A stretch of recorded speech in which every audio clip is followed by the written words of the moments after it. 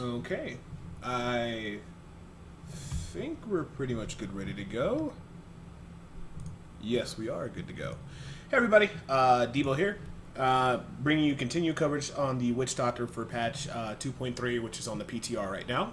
A lot of different changes and a lot of different cool things and such. I've already covered the Archive Spirit set, the new, like we call it like the Spider set basically, but the new set for the Witch Doctor, and also covered the new changes with the Hell 2, so make sure you guys check those videos out today. But what I'm basically, I've been testing recently just today was the Jade set, especially with the new inclusion of the Kanai's Cube, which basically allows for us to take one legendary affix from a weapon, armor, and jewelry piece to combine into our sets. I've been going through and testing it with the Kanai Cube and certain kind of changes that they have with the Jade set, and it actually has been quite good. Now, a little bit of history about the Jade set. It was the King of Witch Doctors in Season 2, the highest build, I think, or the highest Jade build with a lot of fishing and the correct variables and like everything being perfect with, I think it was 51 or 52 in the world. And that was just through a lot of fishing and what have you not. Best Witch Doctor build for Season 2. And basically, it got cut out of its power once they nerfed the Spirit Walk for the ability, because now we can't simply stand inside the mobs and keep harvesting over and over again, because we will die. If you guys take a look at the Spirit Walk, it goes into a little grayed out little animation, and you basically cannot use the skill called Graven Justice to reduce the cooldown while you're in Spirit Walk, so you can keep Spirit Walking over and over again. With a good mob density, a Witch Doctor could easily Spirit Walk for at least about anywhere between 20 and 30 seconds. I kind of understand why they got rid of it, but they didn't really replace it with anything that much to make it a big to make up for that. I think they boosted the damage up a little bit. They changed the duration of the creeping death to affect Jade from 30 seconds, not 30 minutes, that'd be too overpowered, but 30 seconds to 45 seconds. And hopefully they reevaluate this and tweak the Jade to be a little bit higher. I know that every build doesn't need to be the same level as Carnival right now, but I think a lot of builds can just be simply fixed by increasing their damage, and I feel like Jade can be one of them. So hopefully if somebody out there sees this with Blizzard, and if you increase it to about 1:20 for the duration of the harvest, or get it to the point where our harvests are doing about 6 to 7 billion, maybe even 5 billion might be okay. I think that's okay for what we're for the Jade set, and if the numbers are too high, then they can always reduce it. But anyways. So the biggest changes was to the Hex ability. It's been changed from, especially in the June rune, from the Jinx rune, from 20% up to 30%. And now it just doesn't simply summon next to you. You can actually control where you summon it. And when you can control where you summon it, that opens up a lot of different things, because before you run into a pack of monsters, you can go ahead and drop your Hex, and it's going to jinx everything. You drop your Prawns or Peronato, and it allows you to actually be able to survive a little bit longer and actually kite things a little bit better and crowd control things a lot better. Also, with the introduction of the Kanai's Cube, Ring of Royal Grandeur, Mask of Jerome, and the Furnace, the Ring of Royal Grandeur allows us to go ahead and run the Jade set, and we can actually run a Unity Ring with it, because we already have the Ring of Royal Grandeur going into work, so it reduces all our sets by 1, so we can still keep on our Quizzicoatl. The Mask of Jerome is going to affect the Belt of Transcendence and allow those 15 fetishes to do 100% more increased damage, so that's going to give us a little bit more sustainability on the bosses and whatnot, and so we won't need that much time to kill bosses, which is fantastic, combined with the Convention of Elements, of course. And then also, since the Ring of Royal Grandeur is here, we actually can, like I said, run the Convention of Elements, and that's extra DPS, and we also have the Furnace effect to our Wormwood, which guarantees the effect of, course, the Furnace, which is increased elite damage, and on top of the fact now we can wear Wormwood with it, so that's a fantastic combination. With the new Jade Sense, it's basically not so much about harvesting over and over again, it's more about just setting up for the harvest and simply utilizing your 2-set bonus. When you double cast Haunt on a single target, it has a chance to, it does that additional 10 seconds worth of damage instantly, and it can crit. So that's a good way to deal with elites while you're waiting for your harvest and your Spirit Walk to come back in, because sometimes you want to be careful. You don't want to risk just walking up. Sometimes you can. Sometimes you want to wait for your Spirit Walk, and sometimes you have to wait for your harvest. We're still running the Strong Arm Bracers, because that combos in well with the Prawns with Peronato. We're still running the Infectious Toxin Gem, the Bane of the Powerful, and also the Countess Julia's Cameo. If you look at the elite damage, it's actually pretty solid if I can find it. 77% increased elite damage. Of course, we got 51% critical chance, and critical damage is 451%. And we still run cooldown reduction, haunt damage on the shoulders. We still run this typical int fit and haunt damage on the chest. Gloves are still critical percent chance, critical damage, and cooldown. So not much really changed for the set in terms of that.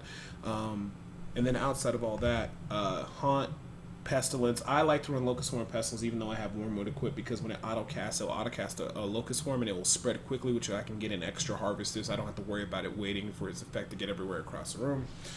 Spirit Walk with John is still the same. Spirit Soul Harvest with Siphon. The changes to Hex are already listed in Prawns of Perinato, Gruesome Feast, Grave Injustice, Creeping Death, and Spirit Vessel. All the same stuff. So it's pretty much the same still classic build, and I overall really enjoy it. Let me go ahead and pull up a video I recorded before. Hopefully it pops up on the screen. I don't believe in saving. Now I have to mute myself because I was watching Game of Thrones and I don't want to give anybody any spoilers, but there we go. So I was going to go ahead and commentate on this. This is a great order for level 50. The cool difference is before with the Jade set, 50 used to be something you have to fish a lot for. Now with the changes to the Kanai queue and everything like that, 50 is actually pretty standard to do. I'd tell people you have a 70 to 80% chance of clearing it out of every 10 runs. You have an 80-70% clear rate out of every 10 runs if you have pretty decent gear and you know what you're doing and you get the right Kanai cube things equipped. Sometimes it doesn't look like you're going to finish, but the main thing you got to remember is you don't need a lot of time to kill the Rift Guardians anymore, because we're utilizing the Battle Transcendence and Jerome. That's going to make all our fetishes hit 100% increase more damage, and they're going to be poison properties since that's our greatest element.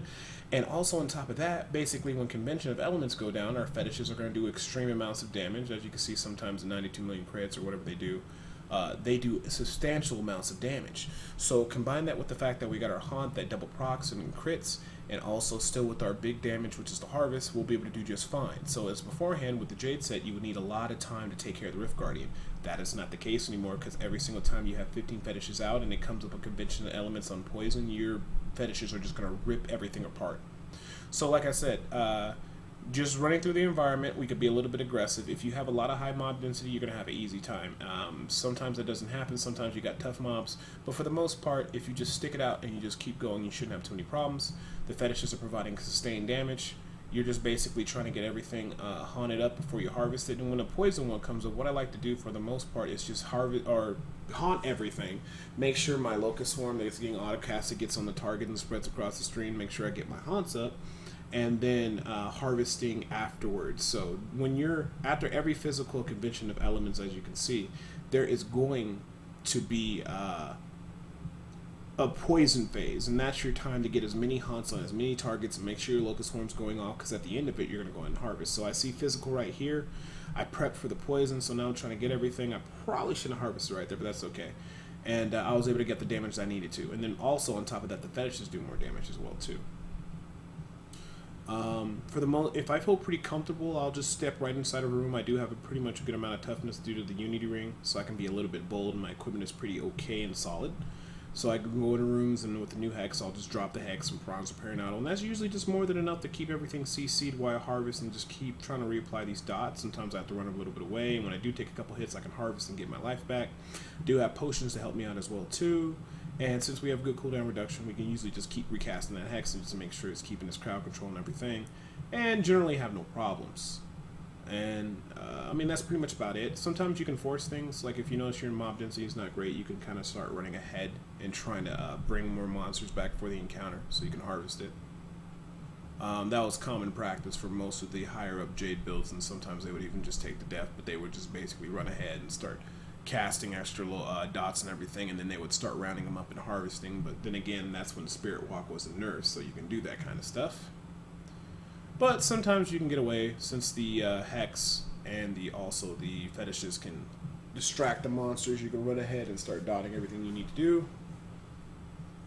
And like I said, another poison phase, so I just try to get as many haunts as possible, waiting for my harvest to come off cooldown. Sometimes I'll even wait for Spirit Walk. I'll go in and harvest. And then sometimes I can even get off another really rapid harvest, depending on how I can get those dots reapplied back to the targets, and it works out pretty damn well. The mob density could be a little bit better, but it gets better towards the end. The mob type is really not the greatest that I could have had, but it is what it is. The Rift Guardian I actually am getting for this, on a scale of 1 to 5, is probably about 3.5. He wasn't too bad. But I mean, it could have always been worse. You always want zombies and skeletons if you want, if you can try to get it, but sometimes it doesn't happen. And as right here, you see me cast a Hex far away from me, and it turns them into little piggies.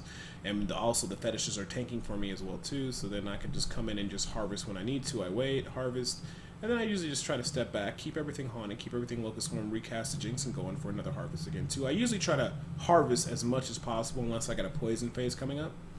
And usually I just try to get as many haunts as possible, and once the poison phase ends off on the convention of elements, I go in for the harvest to maximize the damage.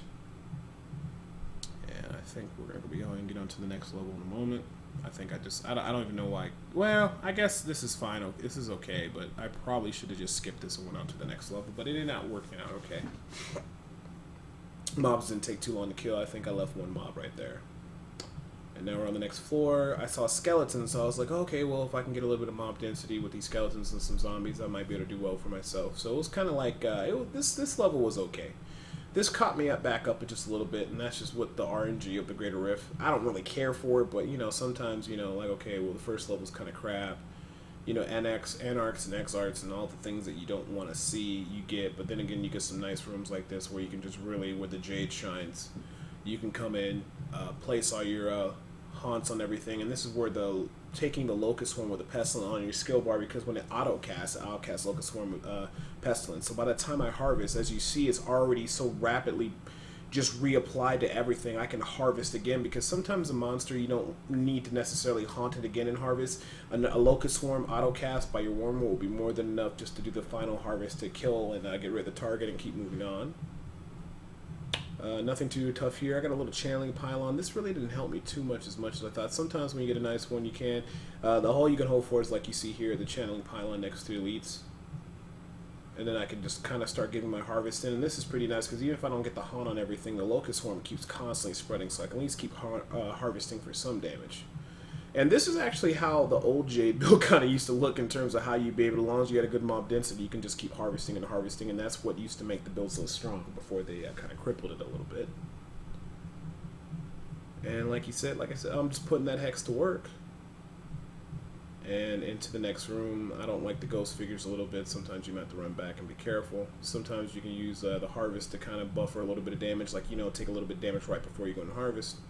My spirit vessel pops, so this is why I start playing it safe, because I don't want to start dying at this point, because it'll start accumulating more and more time.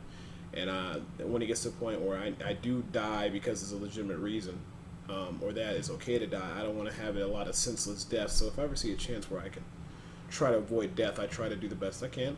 Got a good harvest in on that zombie pack. And like I said, now I'm going through the rooms, and I'm kind of seeing, like, okay, you know, when you have your zombies and you have your archers and your easy mobs, it's okay to run ahead. If you got some crazy Act 5 monsters, I would not advise it. It's just not worth it. But this is where the mob density starts kicking in, and I really enjoyed this right at this point. I was like, okay, cool. A lot of mobs here. And like I said, the fetishes are doing their job of tanking. They're putting in that consistent damage during my downtime of not harvesting. And really nice when you start getting those nice combo harvests where everything is just basically getting exploded.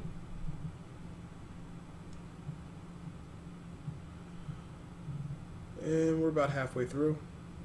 I think I cut this rift within 5 seconds of it actually ending, which was kind of shocking, but like I said, that's a testament to the fetishes with the drum. And then the convention of elements, you really don't need a lot of time to kill the bosses, because you got pretty sustainable damage, whereas before Jade never had that, because we really didn't have the Belt of Transcendence. Well, even when we did, it still hurt the build. It could only do around about 45 because it still needed survivability, but with the Kania's Cube, with the increased ROM damage on the pets, and then also being able to run the Unity Ring, that helps out a lot. Shield Pylon couldn't really get much here. If you get a Shield Pylon, the best you can do is try to run through and just find the next elite and just spam and harvest them over and over again. That's the most I can get out of the shield ones, and that's about all you can do. I don't know why I was staying so much right here. I should have been moving into the next room, because I'm pretty sure by the shield fades off, there probably was going to be another elite or something crazy like that. Or, well, no, it's not. There's an exit. So I guess that was actually okay. And I do believe on this floor I end up spawning the boss. We'll have to wait and see. I use the terrain to kind of avoid the mortar, and then I just try to go in and, you know, do my thing and get my harvests off. Here's where the poison goes off, so I'm really big on just trying to get haunts, but I think I was so afraid about the mortar I didn't get a chance to. Was able to get another harvest, and everything's getting pretty low. In combination with the 15 fetishes, it was actually pretty decent. I think I might end up popping my spirit vessel in a little bit, but I may not. And I should have actually picked up that health globe. Well, I did. There we go. It's really important because that amps up the damage tremendously of the build, and because you basically take gruesome feast, and that makes a big difference. And at this part, I was telling myself, you know, hopefully I can get a conduit shrine, run through the monsters, and get a little bit of extra little meter built, but that's okay. We're just gonna have to just deal with what we get and just mow through and everything, and then just try to see what we can do. And then I had a nice little mob pack down here, so that was pretty nice. Archers and really easy monsters. Problems of Paranado Hex makes a big game changer. You can just go through and just annihilate everything, and everything's taking that amplified damage. Prawns of Paranado's triggering that stronger embracer as long as they get vortex into it, and also the Hex, the 30% increased damage, is also a very nice buff. These mobs are not too bad, way better than the first floor that I had. I'd like to have seen these a lot earlier. That would have made my life a lot easier, and ran into a little bit of a dead end right there, but that's okay. And this is where we're getting to the point where I'm going to end up finishing everything else. I think I got a big, crazy amount of mob density right here, followed by Rift Guardian, and I was actually quite shocked. Because, like I said, the funny thing about density is you never know when it'll just come out of nowhere. So just getting down those monsters. Truth be told, I probably should have been running ahead a little bit and let the Locust Swarm finish off the targets, or started dragging them across the string with me. But, you know, I was just trying to play safe, because I said to myself, like, well, I'm pretty sure I'm going to bump into some kind of density or bump into some type of pylon that will get me back into the game, so I can, you know, barely get in there and knock it out before the timer's over. But I got hit with the density right here, which is fantastic. And after I come out of this density, I started seeing myself ahead, and I was like, okay, cool, I'm ahead right now. So, you know, as long as, once you get good sides of density like that, usually it's just best to stick it out, because odds are there's going to be more density out. Or, I'm sorry, there's going to be more density in that area. So, as you can see, it's doing very well, making sure I get my haunts on as many targets as I can. And as soon as I harvest, you're going to see that the Locust Swarm is going to reapply instantly, because we took Pestilence on the skill, or Locust Swarm Pestilence on the skill bar, so that worked out pretty well, and I got a little bit even more further ahead. Picked up a speed pylon, not much here. I was hoping for a conduit. If a conduit would have been great, I probably could have triggered a Greater Rift Guardian and took a little bit of health off. That's okay. Speed is better than nothing. And we're about to push an elite outside, so I try to drop my Hex, and you see with the Hex is very powerful because it instantly CCs. Come over here and just get your harvest in, and try to be careful running in and out, because we got the speed. I don't know why I wasn't running closer, because I was afraid of the Arcane Beam, but I keep forgetting that I have a Countess Julia's cameo, but it just ended up working out okay. And just trying to get the haunts on the targets, seeing if I can pull any extra mobs really isn't much, and just avoiding the mortar explosions or the fire explosions or whatever, the molten effects. And then I just basically spam haunt on that target to get it down. And I'm like, okay, well, I know I have pets, and I know I have conventional elements. I have Jerome. 15 fetishes up should be more than enough to take care of a monster. All I need is about a minute at level 50 to take care of it and kill it. If I had better mob density, I probably would have made it here a lot sooner. That's why I think the build could stretch up to about 55, depending on if you do a lot of fishing and you wait for like the perfect, pylon placements and mob density. The build doesn't really need a conduit shrine to finish off the boss that quickly, although it is nice. It just requires, you know, you have your fetishes up and you'll be good. This mob was pretty sick right here. I was pretty happy to see that.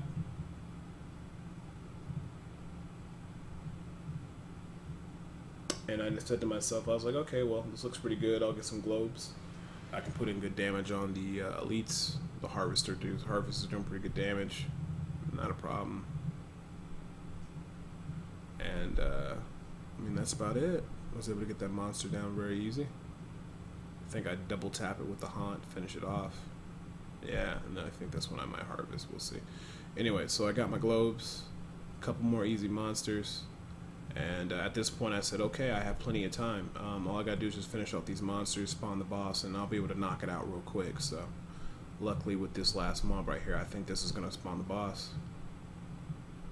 And I got 50, I got about a minute left, so 55, 54, 53, so about 50 seconds, or let's say about 45 seconds it takes me to kill this.